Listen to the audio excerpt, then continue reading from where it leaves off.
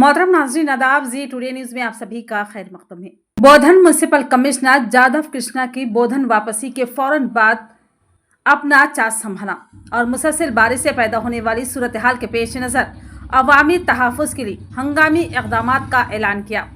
महकमा मौसमियात के मुताबिक 12, 13, 14 और 15 अगस्त को शहर में शदीद बारिश का इम्कान है। इस मौके पर कमिश्नर ने निचले इलाकों में रहने वाले अवाम को एहतियाती तदाबीर अख्तियार करने और ज़रूरत पड़ने पर महफूज मकामात पर मुंतकिल होने की हिदायत दी। मज़ीद कहा कि अवाम बरक़ी खंभों, ट्रांसफार्मर्स और पानी जमा होने वाले मकामात से दूर रहे और अफवाहों पर कान न धरें और किसी भी इमरजेंसी की सूरत में फौरी तौर पर राब्ता करने की अपील की। राब्ता करने के लिए नंबर यह है 6305249776। कमिश्नर के अहकामात के तहत म्युनिसिपल अमले की 24 घंटे इमरजेंसी ड्यूटी टीम तश्कील दी गई है। ड्यूटी औकात और जिम्मेदार अफसरान की तफसील कुछ इस तरह है।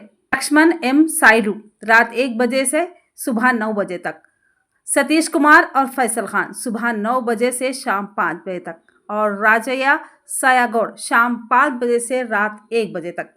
कमिश्नर ने वाज़ेह किया कि ड्यूटी में किसी भी किस्म की लापरवाही बर्दाश्त नहीं की जाएगी और गफलत बरतने वालों के खिलाफ सख्त से सख्त कार्रवाई अमल में लाई जाएगी। ये तमाम इक़दामात ज़िला कलेक्टर, सब कलेक्टर और आला हुकाम की हिदायत पर अवामी जान और माल के तहफ़्फ़ुज़ के पेश नज़र किए गए हैं।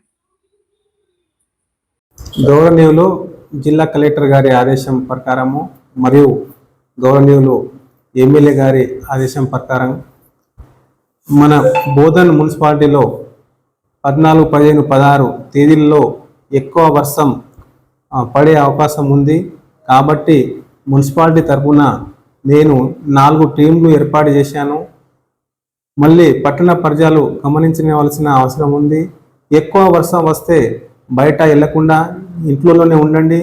మీకు ఎక్కడైనా చెరువు కట్ట కానీ బావి దగ్గర కానీ మీరు బయట వెళ్ళకూడదు. మీకు ఏదైనా అత్యవసర పనుల్లో మాకు డైరెక్ట్గా ఫోన్ చేయొచ్చు. మా టీం లీడర్ నేను ఫోన్ కూడా పెట్టాను, నోటీస్ బోర్డు మీద మీడియా వాళ్ళకు కూడా ఇచ్చాను.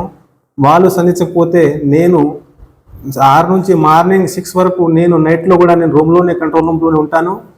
ప్రజలకు ఏ ఇబ్బంది వచ్చినా ఎప్పుడు ఫోన్ చేసినా మీ అందుబాటులో ఉంటాం. రేపు మార్నింగ్ 8:30కి జెండా ఎగరేస్తున్నాం.